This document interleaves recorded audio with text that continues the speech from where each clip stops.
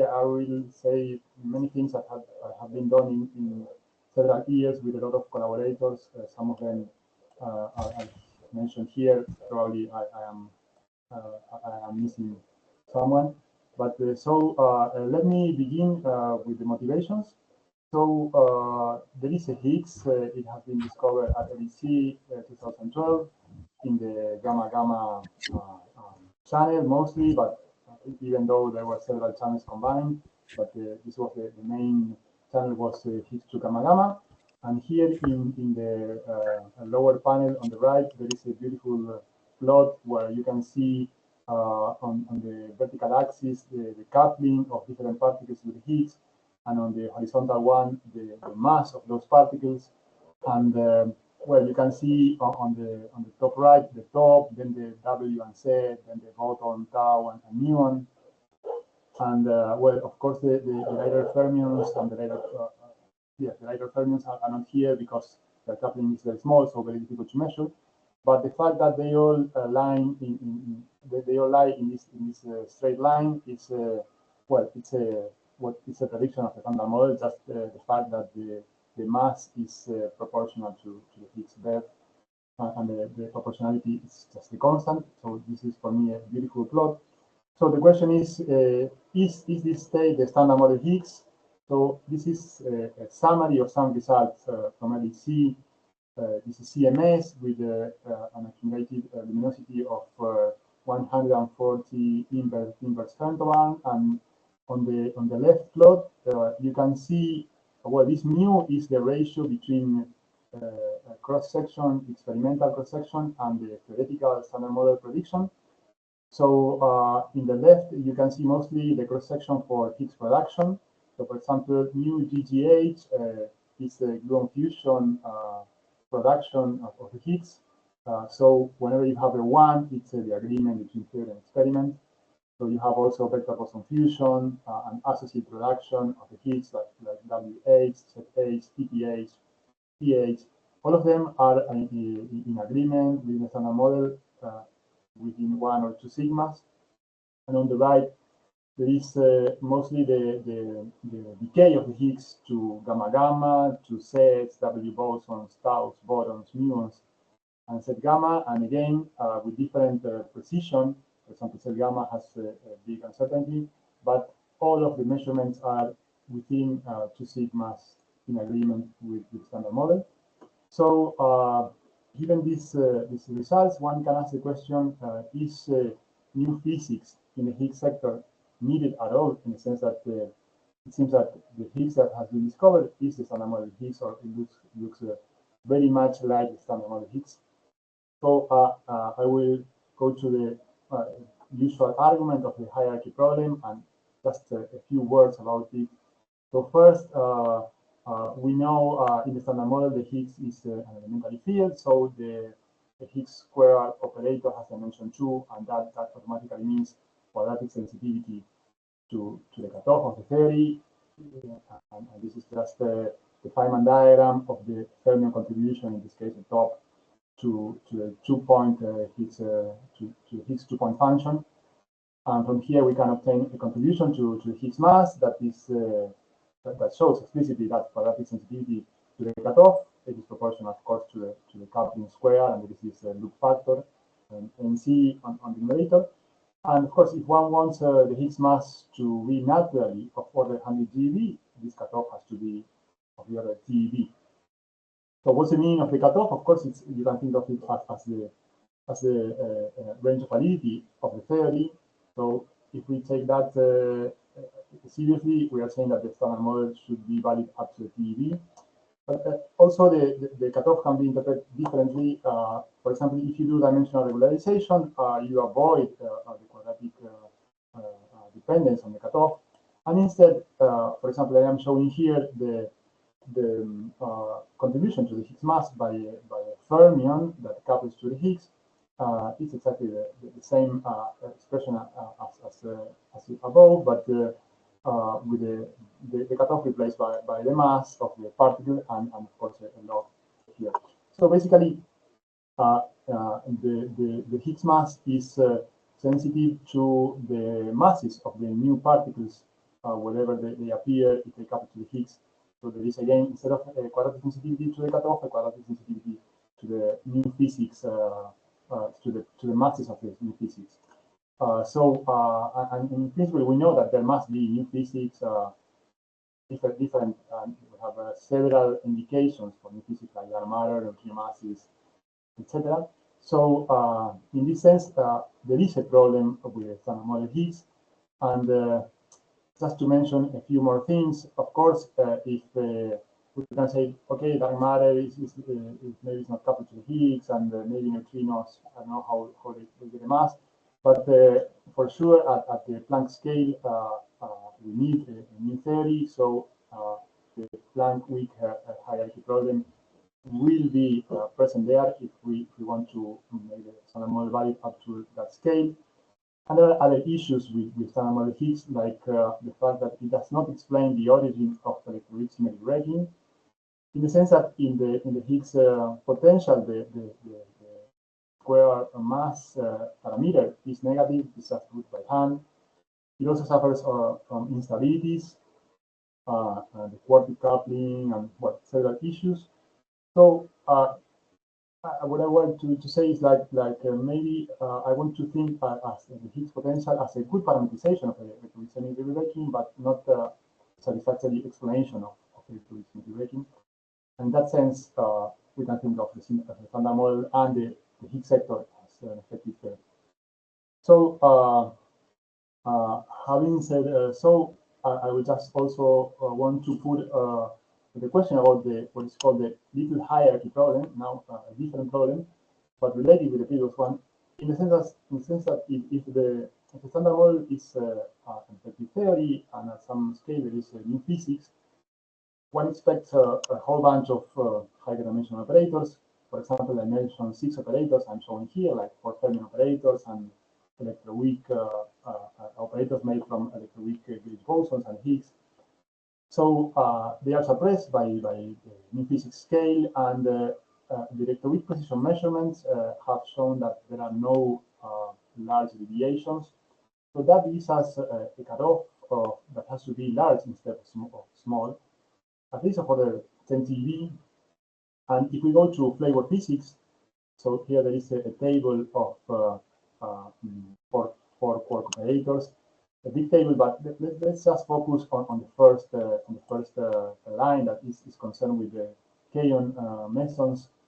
So if you see on the bounds on the scale on lambda for S bar gamma mu d currents square, so we have a scale of 10⁴ TeV, or if we look at the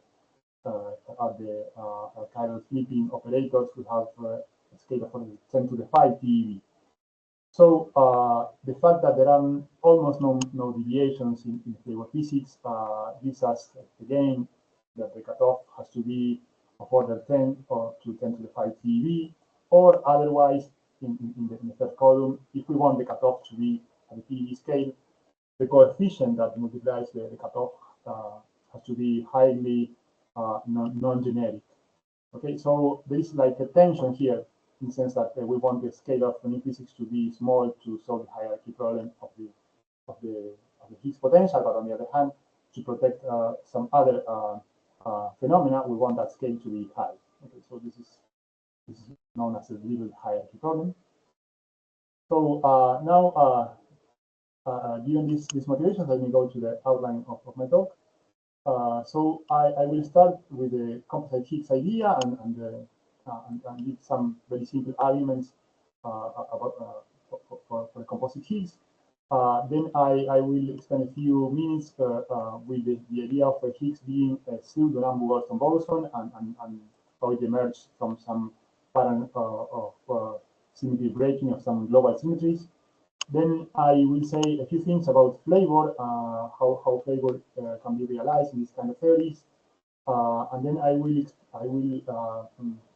dedicate a few minutes for some effective descriptions of the composite Higgs from 5-dimensional models, from theory of resonances, and ultimately from the low energy perspective of the standard model plus higher dimensional operators involved in the Higgs. Then I will say a few words about how electroweak symmetry breaking can occur dynamically in these kind of models. And if I have time, I will say something about flavor and phenomenology, and I will conclude.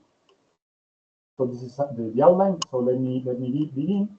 So the idea of a composite Higgs in principle is very simple. So and it deals with this problem of the separation of scales, a UV scale, that is the scale up to which we want our theory to be valid to, and an infrared scale that is, for example, the Higgs mass or Higgs wave or maybe TV. So and the idea in this kind of models is that there is an approximate scale invariance or maybe conformal invariance, but could be for the argument that I will use scale invariance is enough in the range between those scales. And so if that is the case, then the energy scaling of the operators is driven by the dimension of the operators, this delta, this capital delta here. So if we have an interaction with some operator and a dimension is coefficient C, and this UV cutoff defining the cutoff of the theory to some dimension, to give the appropriate dimensions to this Lagrangian, then at the infrared scale, an infrared scale is generated in the infrared that is can be related with the UV1 by this exponential here, this C to 1 over phi minus delta. So how can one obtain a hierarchy between these infrared and UV scales? Well, either C is hierarchically small. This is one of the possibilities I'm showing here, and for that one usually needs either fine-tuning or symmetry. The other idea is that maybe 4 minus delta is not hierarchically small, but algebraically small. And in this case, for example, if 4 minus delta is of order 0.1 and C is a coefficient of order 10, then one can span 10 orders of magnitude between both scales. So this is basically the idea behind these kind of abstractions. And as an example, in the standard model, the Higgs is an elementary field, of course, so it has a dimension 1, and that means that the Higgs mass operator has a dimension 2, as I already said in the previous slide. And in this case, if we apply the argument to this relation between the infrared and the UV scales, basically there is no natural separation between the scales.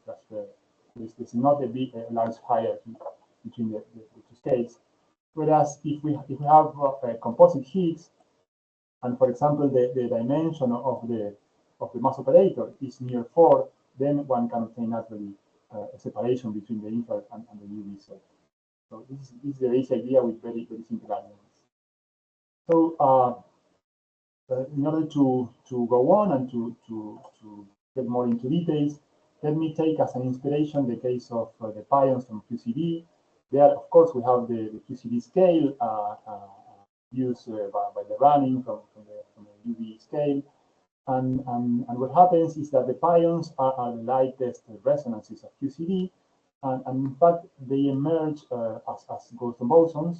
Basically, if we think of QCD with two flavors, then QCD has a global symmetry, SU to left plus SU to right, under which up and down left and right, up and down quarks transform.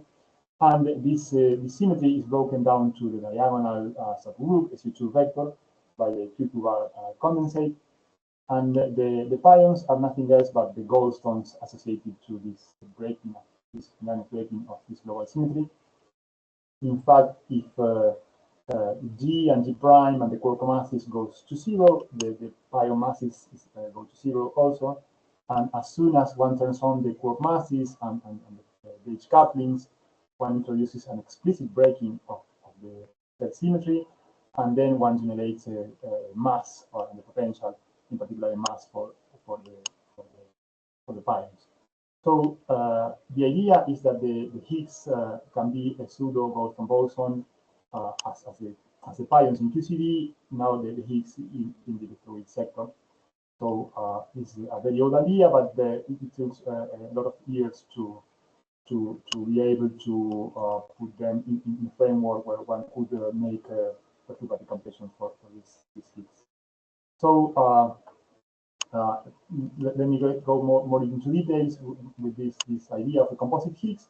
So here I am showing, let's say, a cartoon of the kind of theories that we are thinking of. And sorry, can you hear me okay? Because I don't see you in the is it okay, the sound?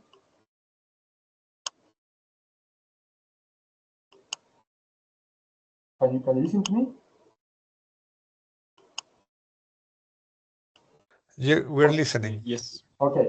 Feel free to interrupt. Yes. If you need, just tell me, because I don't see you, because I'm seeing the slides. So feel free to ask, interrupt, or whatever.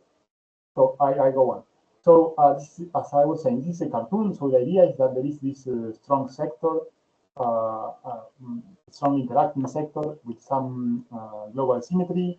At low energy, it produces resonances, axial vector fermion resonances, as in QCD, but at a higher scale. And Higgs is one of those resonances. And this sector communicates with the standard model through interactions. So there is here an equation of a possible Lagrangian for those interactions. Basically, there is a standard model Lagrangian and the strongly coupled field theory Lagrangian, and the interactions are given by the gauge the gauge fields of the standard model basically gauge a subgroup of the global symmetry of this strong sector.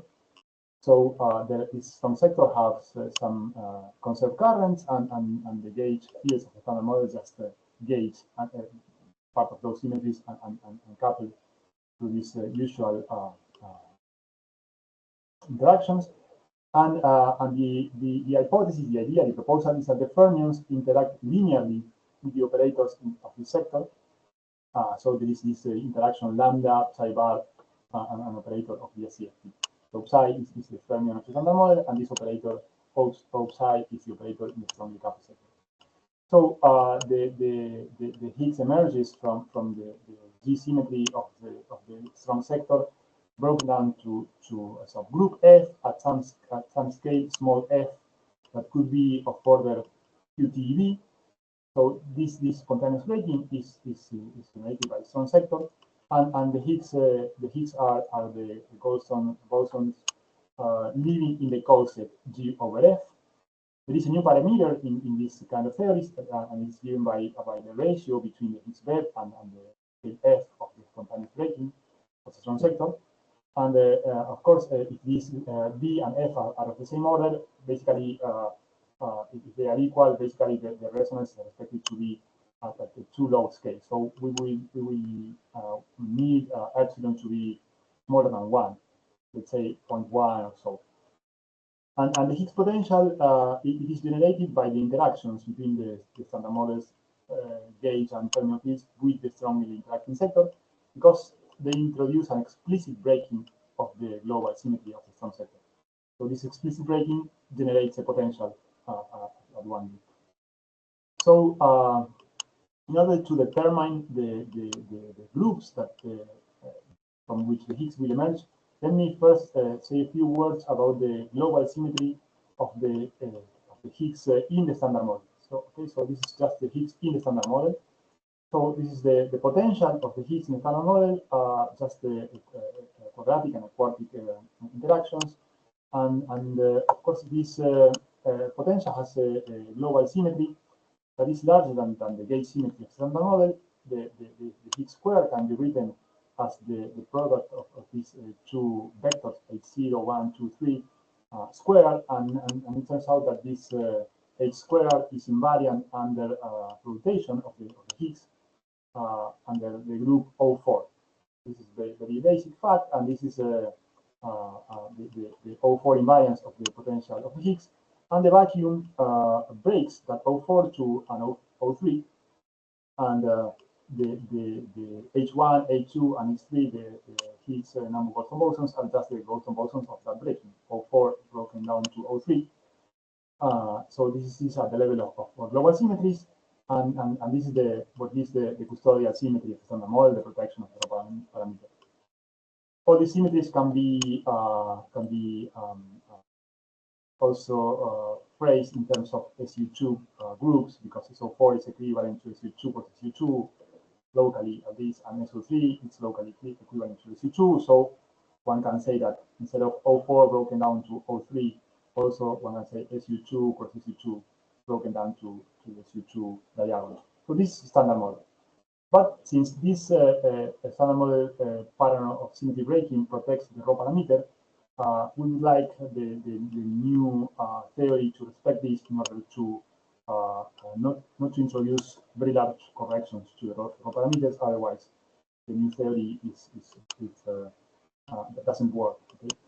So let me now go again to the composite Higgs and study possible global symmetries to obtain the Higgs.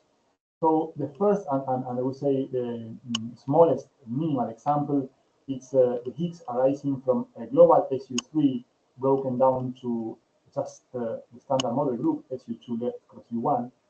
So this could be done. This could be done at the global level by a strongly interacting sector, and the Higgs emerges from here as a complex doublet of SU2 cross U1. So write quantum numbers, but there is no custodial protection in this case. So this is the pattern of the global symmetry breaking in the strong sector. There is no protection for the rho parameter. Another example is the Higgs from SO5 over SO4. In this case, the Higgs is a bidoublet of the two SU2s or of SO4, and since in this case there is an unbroken SO4 and unbroken SU2 cross SU2, this pattern of symmetry breaking contains the custodial symmetry of the standard model. So here in blue, I have the idea of the pattern of symmetry breakings in the weak sector. So the idea is that at the gauge level, of course, we have just the standard model, but at the global level, there is an SO5 broken at some scale f to SO4 or SU2 cross SU2, and that is broken by the Higgs wave to the SU2 vector vectorial. So SO5 and an extra U1, SO5 cross U1, is the smallest group that contains the electroweak symmetry of standard model. It contains the custodial symmetry, and it can also deliver a Higgs as a pseudo-Goldstone boson from the spontaneous broken of SO5 plus U1 to SO4 plus U1. So that's the reason why this pattern of symmetry breaking has been called the minimal composite Higgs model. So there have been many other causes that have been studied in the literature. So there are the so-called non-minimal cosets, G over F. They contain more scalars, not only the Higgs, they contain more scalars. And in particular, the Higgs mass is usually given by some parameter epsilon t that here it just represents the breaking of the explicit breaking of the symmetry, and Higgs mass is proportional to the Higgs wave, whereas the masses of the other light scalars, the other Goldstone bosons, is usually proportional to F, that is larger than B. So in this way, or we want it larger than B. So in this way, the masses of the scalars that are not the Higgs are heavier than the Higgs. So just to mention some examples of some cosets and the name of some models and the particle content of these models and also some references, of course, incomplete. Apologize for that. So for example, the first one that was studied is this SO6 broken down to SO5.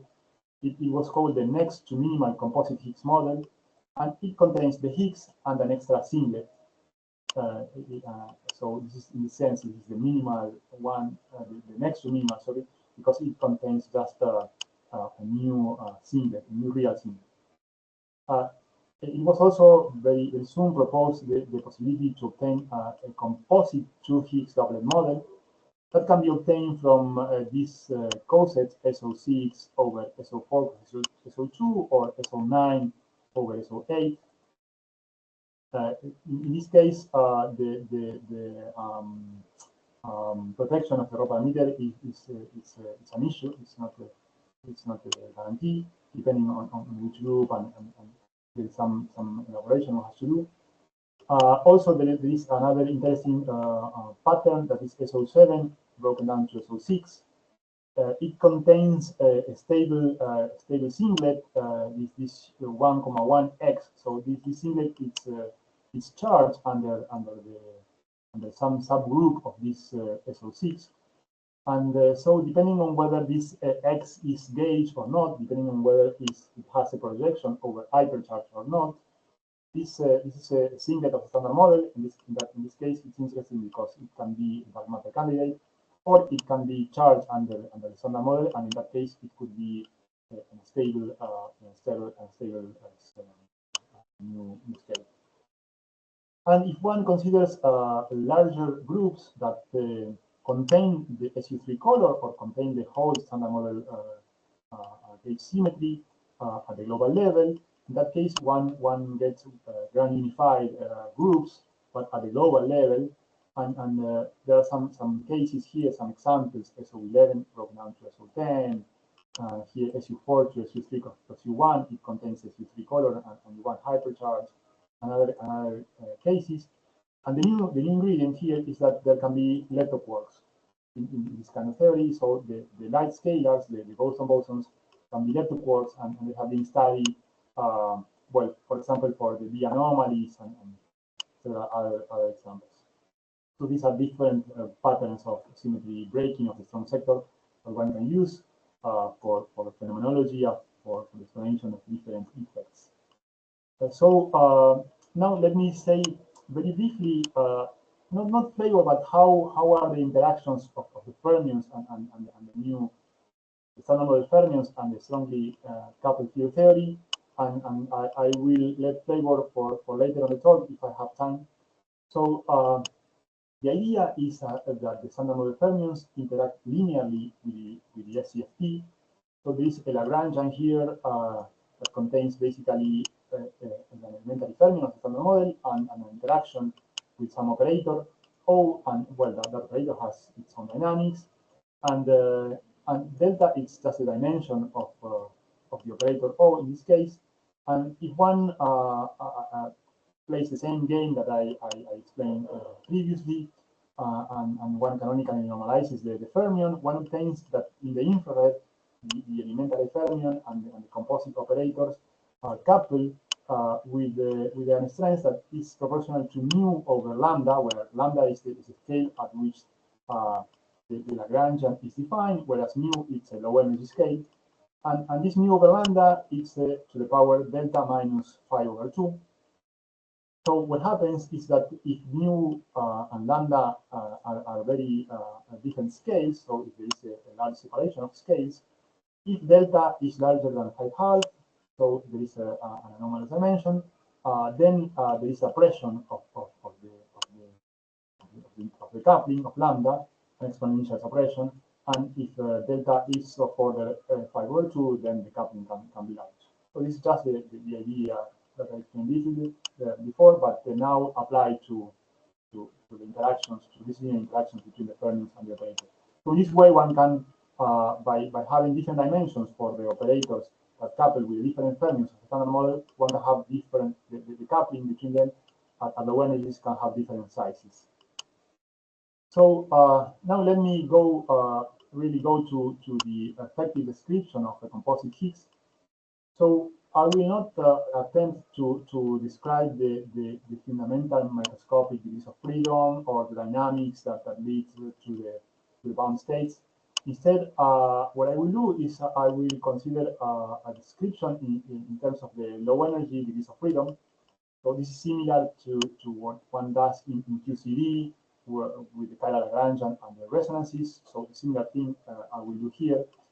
And what one gets with that is a weakly coupled description of the composite Higgs, in the sense that the theory of resonances is weakly coupled.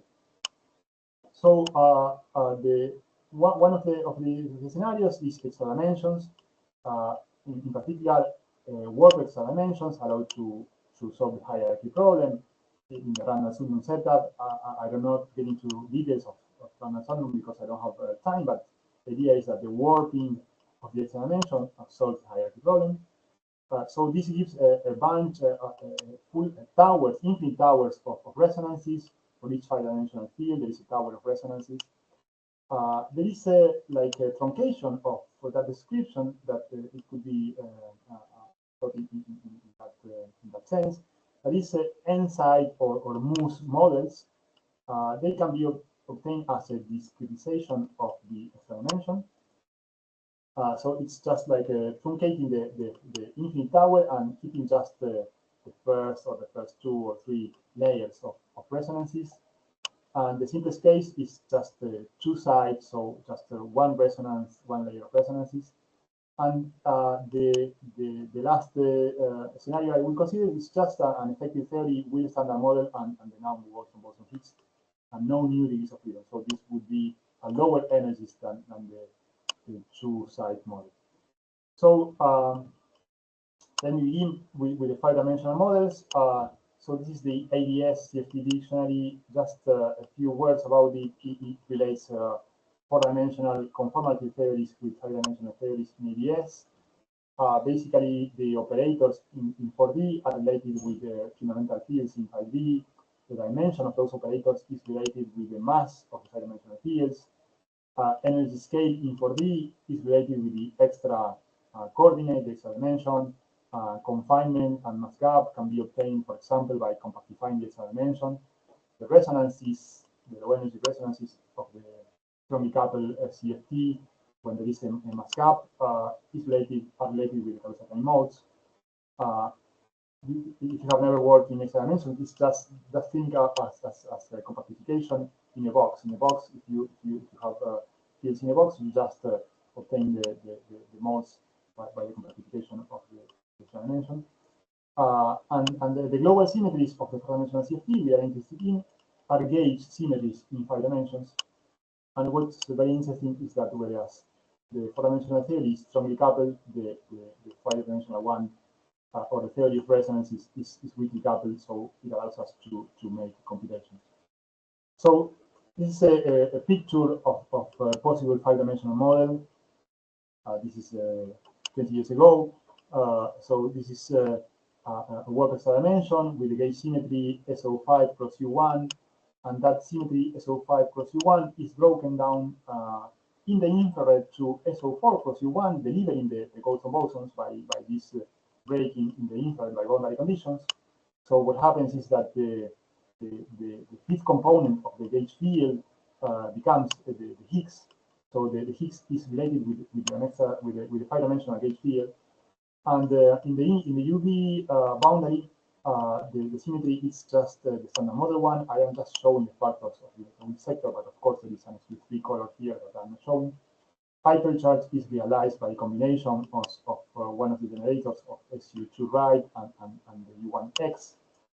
And what happens is that the Higgs potential, the one loop Higgs potential, is finite because to generate the potential for A5, one requires the breaking in both boundaries. So there is a finite size here. The loops cannot be contracted to 0 size, and for that reason, the potential is finite and calculable and predictable. It gives predictions. For the fermions, one has to choose. Well, there is, first of all, there is a 5-dimensional fermion for each standard model fermion, and one has to choose the representations under SO5 plus U1 of the fermions, and those representations have to satisfy several conditions. For example, of course, they have to have 0 modes that can reproduce the standard model fermions. And what happens is that the Higgs potential depends on the masses of the 5-dimensional fields, and also on the representation of these 5-dimensional fields. So going to a lower energy description, like what I was saying, the 2-side model that can be thought of as a truncation of the theory of resonances. One can think of it as a Moose model or a theory with two sides. Two sides, you can think 2 Lagrangians. So on one hand, there is the elementary sector, the standard model, containing standard model fields, except the Higgs. And there is another sector containing the Higgs and some fermions and some spin 1 fields. And this sector contains spontaneous breaking, in this case of SO5 to SO4, such that the vacuum is described by this vector 0, 0, 0, 0, 1, and there are a set of Goldstones that are given by this exponential of the Goldstones that parameterize SO5 broken to SO4, and those sectors can be connected by a sigma model field that interacts with both sectors into discharge under the symmetries of both sectors. And then if one goes to the unitary gauge, one obtains as a scalar only the Higgs field, but the Higgs is a Goldstone boson. Then if one generates a potential at one loop, then there is symmetry breaking, and one can generate a new vacuum. Instead of this 0, 0, 0, 1, one can get this misaligned vacuum that points in a different direction compared with the first one. And then in this case, one can generate masses for the W and set of the Fernand model. So again, there is this new parameter, epsilon, that is proportional to B over F. So this is just an effective description of the theory of resonances that one can obtain in 5 dimensions. And if we go to even lower energies, we can think of a theory with just a standard model fields and Higgs, but that Higgs is a Goldstone boson. So if we use the CCW set formalism, this is the Callan, Coleman, Weston, Zumino in the 70s for the description of the Nambu-Goldstone bosons. So the main object is the Nambu-Goldstone boson matrix. It's just the exponential of the broken generators times the Nambu-Goldstone bosons. It has a very important property that under the global transformations, it transforms as G times U times F dagger, where this F is within the unbroken group. The Goldstone bosons transform non-linearly under this transformation symmetry. And then by using this U matrix, one can build an effective theory in the standard model, except that the Higgs is contained now in this matrix. So for example, if we insist on being with this minimal composite Higgs model, then one can take as G SO5, well, of course, there is this extra U1 that I'm not showing. So what one can do in order to build the effective theory is to embed the standard model fields in irreducible representations of this group by adding spurious degrees of freedom. So for example, for the quarks, the left quarks that are in 2, 1, 6, one can embed them in a 5 or SO5 with X charge 2/3. That 5 decomposes as 2,2 plus 1,1. That means that the up and down quarks are embedded into this big multiplet of dimension 5. And here, the only dynamical fields are just U and D. The other extra fields, X, U prime, and U second, are just spurious fields. But I just put them here in order to be able to write the invariants in the coupling with the Goldstone bosons. So the interactions are just determined, dictated by the symmetries, this SO5 broken to SO4, and one can write an effective Lagrangian that, as the one I am writing here, that this d mu a, it's part of the Cartan model form. It just contains the Goldstone bosons, so the leading order is just the kinetic term of the Higgs, but it also contains interactions, self interactions of the Higgs. And this second and third terms contains the interactions between the fermions of the standard model and the Goldstone boson Higgs. These form factors pi and m, they in this effective theory we don't know how to obtain them, but if we go to the previous descriptions, we can compute. We have a result for these form factors either in extra dimensions or in the two side models.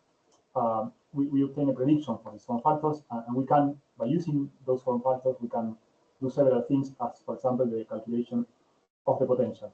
So let me go to the potential in this kind of models.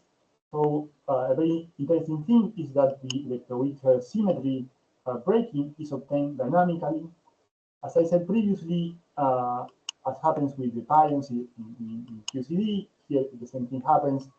If we take G prime, and the interactions between the elementary fermions and the strongly coupled sector to 0, then the Higgs is it's a true Goldstone boson. There is no potential. But as soon as we turn on the couplings, we explicitly break the symmetry and we generate the potential at one loop.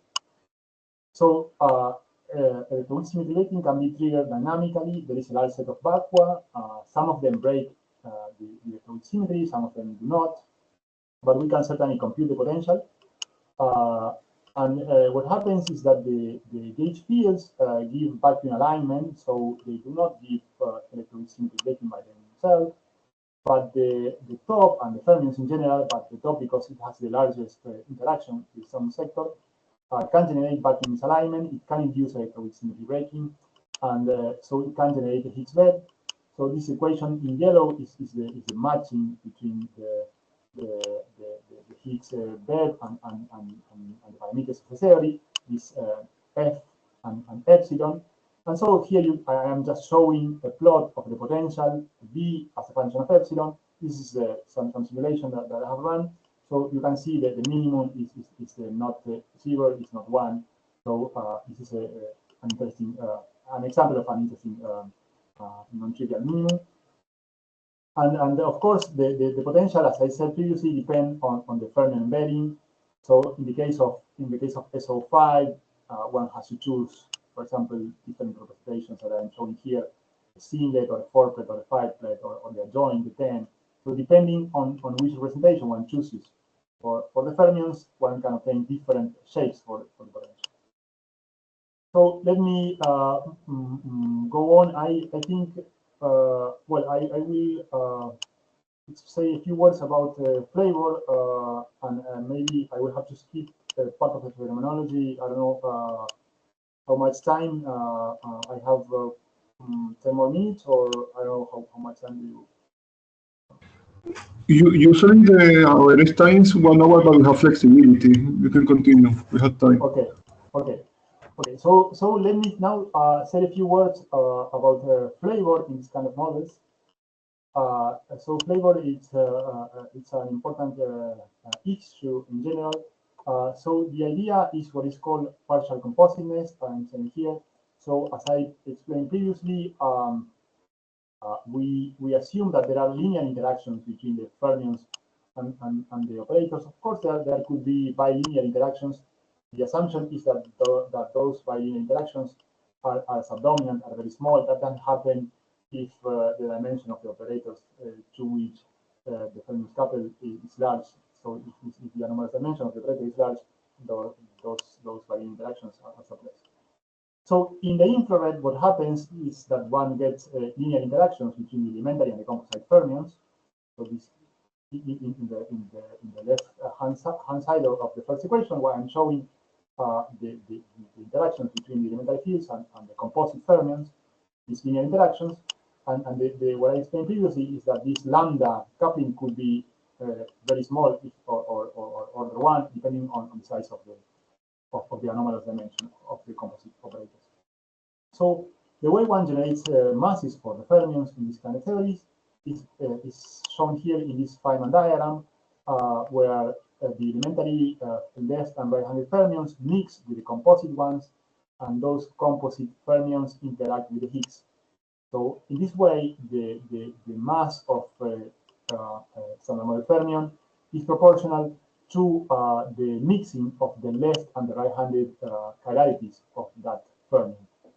So if one of them is small, the mass is small, and in order to obtain large mass, as is the case for the top, one has to require both mixings to be of order 1. This G composite here, that this coupling I am putting here, is supposed to be the coupling between the resonances. If you think of QCD, for example, the coupling between the resonance of QCD, for example, the rho and 2 pions, it's a coupling that is perturbative but large. It's of order 4, so it's a large coupling. So if we want this mixing to be of order 1, we have to demand this lambda to be of order of the composite, a number a bit lighter than 1. Sorry, a bit larger than 1. And in this way, one generates the Fermi masses, but not only Fermi masses, one also generates 4 Fermi operators. These 4 Fermi operators, of course, they can induce well, flavor changing recurrence, decay of mesons, mixings, etc. And what happens here is, for example, I am showing a Feynman diagram with an exchange of a resonance, and in this case, it could be a color resonance, like a gluon, like a KT gluon, a massive gluon. And what happens is that for the Wilson coefficient of this 4 fermion 4-quark operator, for example, is suppressed by the mixing of each of the elementary fermions. So this lambda j, lambda k, lambda l, lambda I are the insertions of each elementary fermion.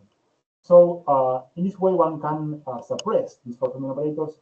We say that this mechanism, this linear mixing, contains a built-in gene mechanism, in the sense that it automatically suppresses this kind of interactions. So if we want to study really the realization of flavor, so let me consider, for example, the case of quarks. And let me consider a particular scenario that is called anarchy. So anarchy is the idea that in the strongly interacting sector, in the composite sector, all the couplings are of the same order. So there is no structure, there is no flavor structure in the composite sector. All the couplings are of the same order 1. So at the level of composite resonances, all the flavor transitions are of the same size. So in this kind of scenarios, so no flavor symmetry, if one defines the degree of compositeness as this ratio here, this epsilon is lambda over g. So remember, for the top, this is over 1. For the right fermions, this is smaller than 1. So by this definition, one can obtain, for example, the CKM matrix, the mixing of the quarks, just by choosing the mixing of the Q1. So this is the Q left of the third generation, to be the Cavivo angle cube times the mixing of the quarks of the quarks left of the third generation, Q3, and a similar thing for the second and third generation, similar relation. As soon as one chooses these mixings, one obtains the CKM matrix, and for the masses, one can obtain the masses of the tandem model quarks by choosing the mixings of the right-handed fermions in the way that I'm showing here. So this is a very interesting situation where one can obtain all the masses and the CKM mixing for the quarks just by the mixing of between the both vectors. So what happens in this scenario is that although 4 operators are suppressed, there is still a tension between, because for example, one of the strongest constraints come from the KM system. K0, K0 bar mixing requires the mass of the composite states to be of order 20 to 30 TeV. And remember, we would like this to be of order 1, 2, 3 TeV. So there is a factor 10 here, tension of factor 10. And also dipole operators require F to be of order 5 TeV. We want F to be 1 TeV or a bit less even. So people have studied also flavor symmetries in the composite sector, and there are many proposals. One of them is minimal flavor violation. It can be obtained if one applies SU3 cube symmetry in the quark sector. In that case, the composite scale has to be larger than 4 TeV. Also, people have studied only SU2 cube symmetry, so just the first and second generations are related by non-abelian symmetry. And in that case, the composite scale can be relaxed to order 1 TeV. Also, there are kind of Gad-Nielsen symmetries, horizontal U1 symmetries that can be studied. And in that case, also the scale can be relaxed to 4 to 5 TeV in the quark sector. So now let me move to the phenomenology, a different aspect of the phenomenology, mostly collider physics for a composite Higgs. So as I said, the microscopic constituents of the Higgs, we are not describing them. They could be out of reach ever, and it could also happen that the resonances could be maybe too heavy because, as I have already shown you, there could be a few TeV or a few tens of TeV, but still it could be possible to measure effects in the Higgs properties. So to probe the new dynamics by measuring the properties of the Higgs. So what I'm showing here are results of the study of composite Higgs, the minimal composite Higgs, in two channels. So this is Higgs production by vector boson fusion and GG and gluon fusion in the and the Higgs decaying to gamma gamma.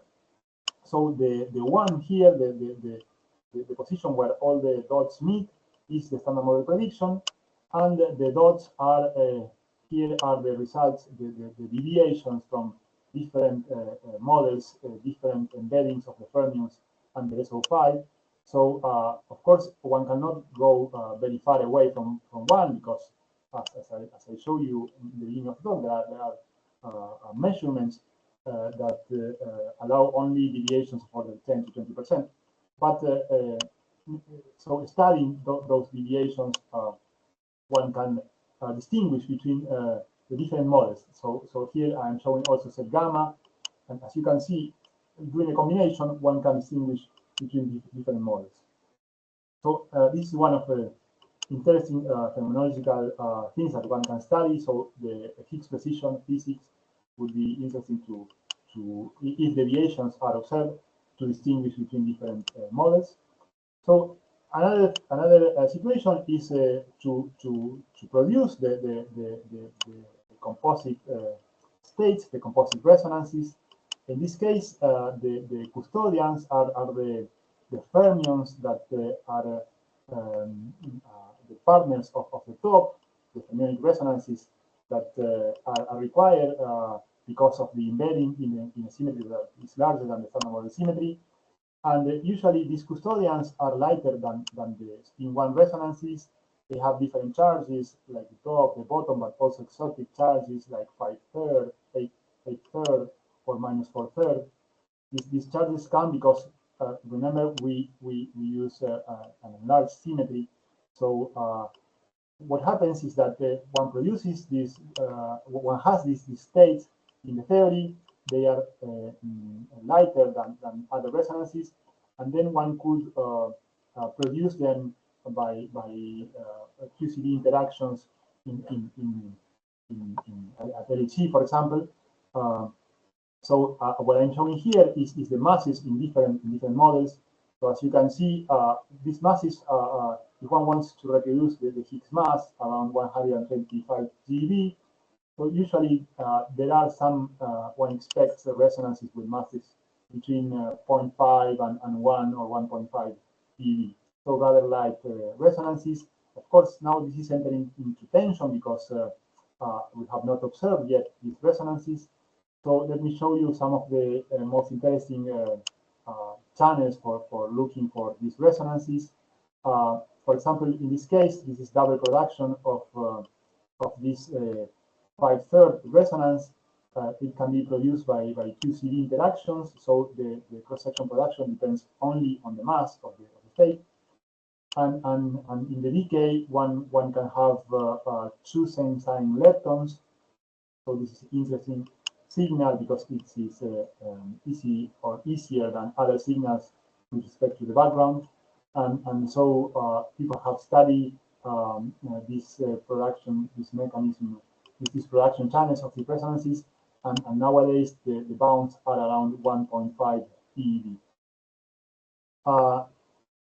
Just to finish with the phenomenology, just a very brief comment about Higgs production at LHC. This is a very important channel for the Higgs because Higgs production is directly testing the cubic self-coupling of the Higgs.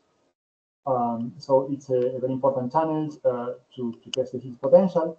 And what happens in this kind of models is that there are new interactions in the sense that if you see the second diagram in the top right of the Feynman diagrams, one has a triangle of fermions, and one has two Higgses going out of that triangle. So this diagram does not exist in the standard model, but it is present in this kind of theories. And also there is a multiplicity of states running in these loops. So what this leads is that one can increase the di-Higgs production without increasing too much the single Higgs production, because single Higgs production is measured in agreement with the standard model within more or less 10%, as I said, 10 to 20%. So the question is, can we increase the Higgs production without increasing too much single Higgs production? Well, it turns out that in this kind of models, given these two properties, one can do that. And here, what you can see is the results by Grosjean and collaborators several years ago of some prospects for discovery. This is the cross-section normalized to the standard model as a function of the mass of the light state in two different scenarios. This sign of phi L is the mixing of the top left, depending on whether it is larger than 0.8 or smaller than 0.8. Well, one has different cross-sections, but the cross-section it increased by 50 to 100% compared with standard model. So one can test this kind of scenarios, and this is a preliminary study that these people did, but still a full analysis with applying all the cuts and strategies done by the experimentalist has to be done. And in fact, I'm very interested in these kind of things. So we are working on similar thing, and I will be happy to discuss about it if there is some interest. So just to finish, let me go to the conclusions. So I hope I have argued that composite Higgs model can offer a solution to the hierarchy problem. As I showed, there are different effective descriptions. What is important is that these effective descriptions are weakly coupled. They are theories of resonances. They can we can do that with extra dimensions or with Moose models. They are related. Electroweak symmetry is broken dynamically. There is a new scale. So composite Higgs require the implicit scale at a few TeV. So there is this V over F that has to be small, and this is there is a tuning here. I did not enter into this, but the tuning of the model is measured by basically this quantity. I didn't talk much about the electroweak test, but I do talk about the custodial symmetry that is protecting the rho parameter. So we demand the theory to do that. There are also other possibilities like bilateral backgrounds and other things that I did not mention instead of custodial symmetry. Also, I mentioned that in non-minimal models, one can have new scalars. And as I showed, the quark flavor pushes the scale a bit above than what we want. And LHC also gives bounds on the masses of order 1 to 3 TeV. But there is still room for discovery. What I did not cover at all in this talk is the lepton flavor. I didn't talk anything about lepton flavor. In anarchic scenarios, F is required to be larger than 200 TeV. This is mostly by the electron EDM, the electromagnetic dipole moment. So this is a big problem for this kind of models. And if one uses flavor symmetries, there is still a tension because F is required to be 10 TeV. So F10 TeV means the resonance is of order 50 TeV or 30 TeV, even with the symmetries. I didn't talk at all about the protection of couplings, like for example in Z2BB bar, and also about the fundamental description of the composite Higgs. I'll just talk about the effective theories. I have not worked on fundamental descriptions. And just a few questions that I wanted to mention, and I would like to address in the future. So first is how to alleviate the tuning. Maybe if the potential is generated with more couplings or at a higher loop, it could be a possibility. Also, as I mentioned, flavor issues. This is an issue, flavor, and mostly in the electronic sector. Another thing that I didn't talk, but I'm interested in is about how to fix all the moduli in these kind of theories, and also, as I mentioned, a full analysis in the Higgs production. So that's all. Thank you very much for listening. And if you have questions or comments, I will be happy to listen. Thank you so much, Leandro, for the very nice and very complete talk. Question from the audience?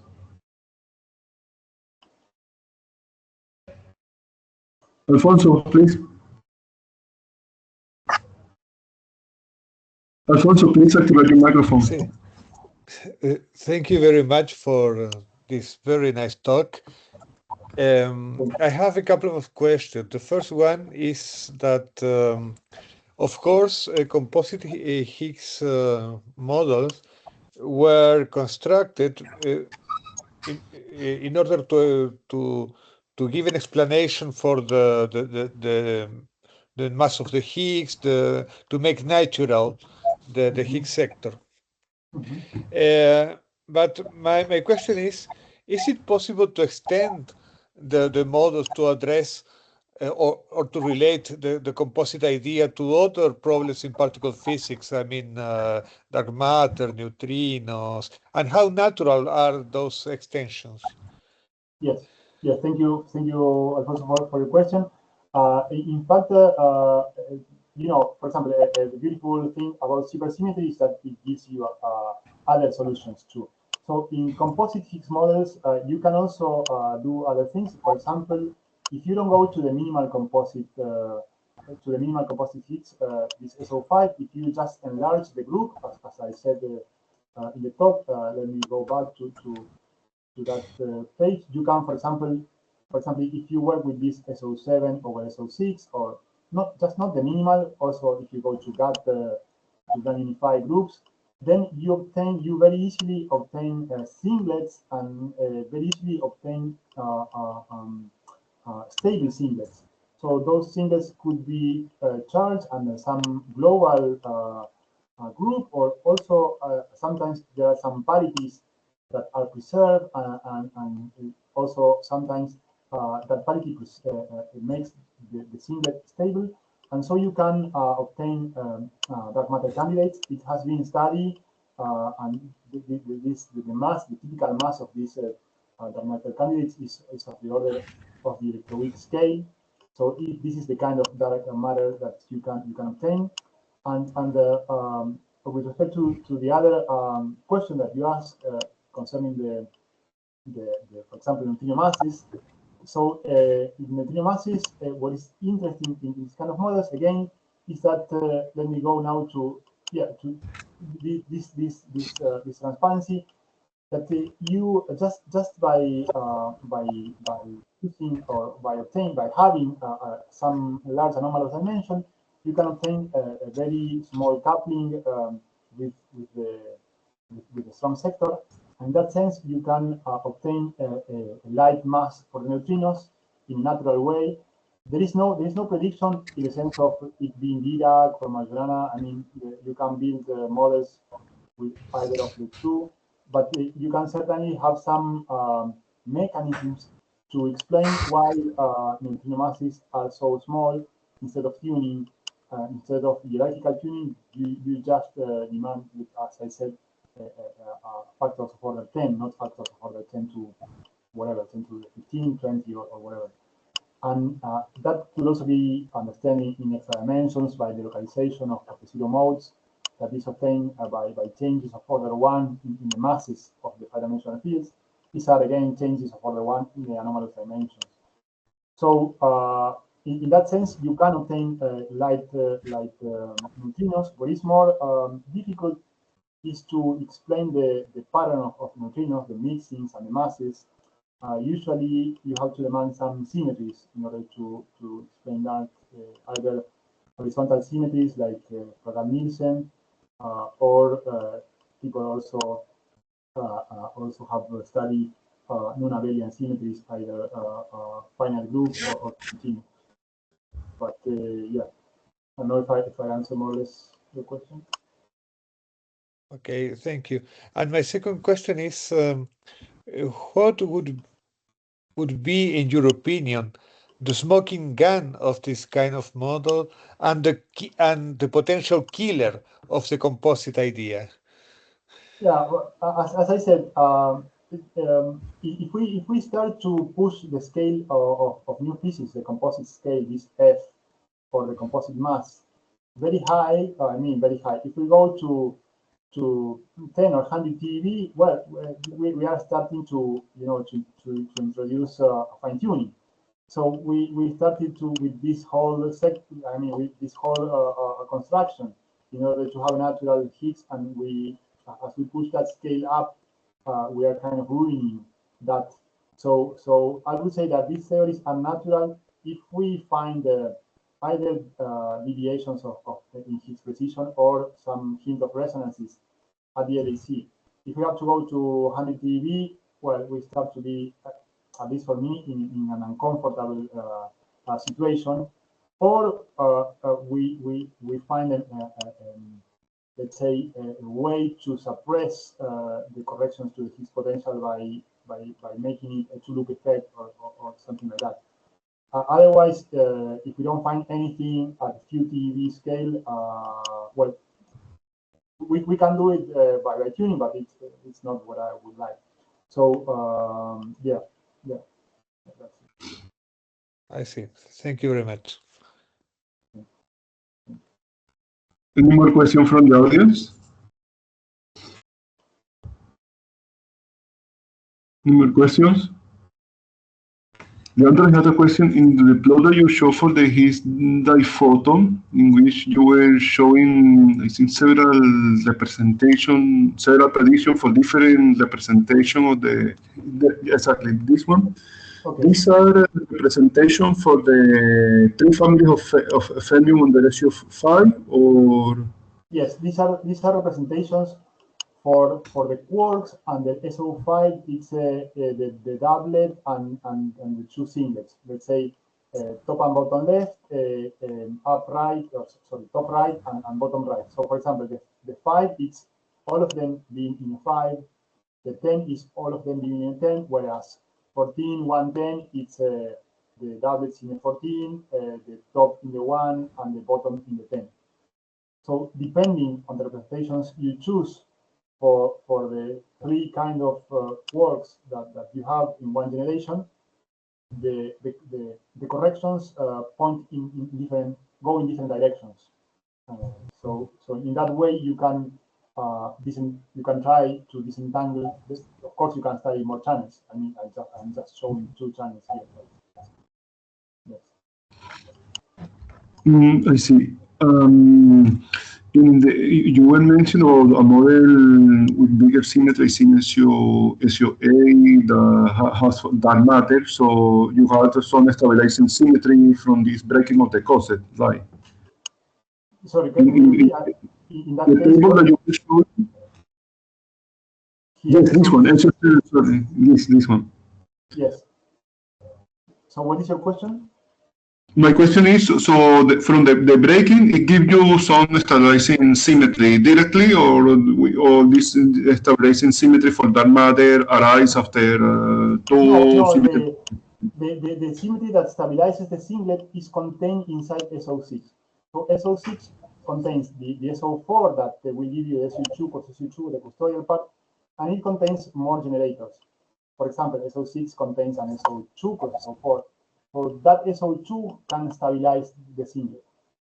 So the singlet is charged under some generators of the preserved SO6, and in some cases that the generator is preserved, and if that generator is preserved, it is fully preserved, so your singlet is stable. So it's contained within that SO6, the symmetry that stabilizes the singlet. Thank you. Okay, you're welcome. You were having another model where you included some specific way of writing the Fermionic representation on the quintuplet on the ratio 5 when you brought in terms of spurion fields. Can you please show these slides? This one? Exactly, this one. So to get mass, for example, so this assumption is for all the three families, I suppose, or in principle the other the first and second family you assign in different way. Yeah, usually you apply the same representation for all the families, for all the generations. Otherwise, it can be more difficult to generate the CKM, for example, because you know, if you want to generate the CKM, you have to allow coupling between the different generations. But if you choose different representations for the different generations, it could happen that you cannot couple them. So you could choose different representations for different generations, but you have to be careful because otherwise you will end up with sectors that do not talk with each other. So you will not generate the CKM, for example. I see. And for example, here in this first step of this effective, yes, you give the mass from the F scale to this heavy spurion field, this heavy quark resonance. And for the lightest one, for example, the standard model resonance, you mix these guys with the other heavy fermions. I mean, the mechanism is like the universal seesaw, more or less. Yeah, usually you have one set of resonances for each standard model field. So one for the doublet of the third generation, another one for the second, another one for the third one, etc. And so you have a lambda coupling for an anomalous dimension for each chiral fermion of your theory. So you can choose each of them independently, and in that way you can, if you have a large mixing or a small anomalous dimension for the top, you can generate the large mass. Whereas if you have small mixings or large anomalous dimensions for the light fermions, you generate light small masses. But you have different parameters. In the 5-dimensional language, this would be you have a 5-dimensional fermion for each chiral fermion of standard model. So the parameter there is the mass of the 5-dimensional field. You have a 5-dimensional mass of the 5-dimensional fermion for each chiral standard model fermion. And by choosing that the parameter, by changes of order 1, you can obtain an exponential suppression in the masses of the would-be zero modes of the standard model, what would be associated to your standard model fermion. I understood well your question. Yes, yes. Thank you. Okay. Questions from the audience? More questions? If there are no more questions, we thank Leandro for the very nice and very complete seminar. Thank you so much, Leandro. Okay, thank you very much, Antonio, and all the group for giving me the opportunity to discuss with you, and be happy to be in touch. Okay, thank you. You're welcome. We will have the next year in January. We go from last or the previous to the last week of January. We will have a conference in Chile. It will be nice that you can come. A workshop we have here, but we are not workshop. Okay. Great. I will see, and I will try to go. Sure. Thank you. You're welcome. Okay. Thank you so much. Bye. See you. Bye.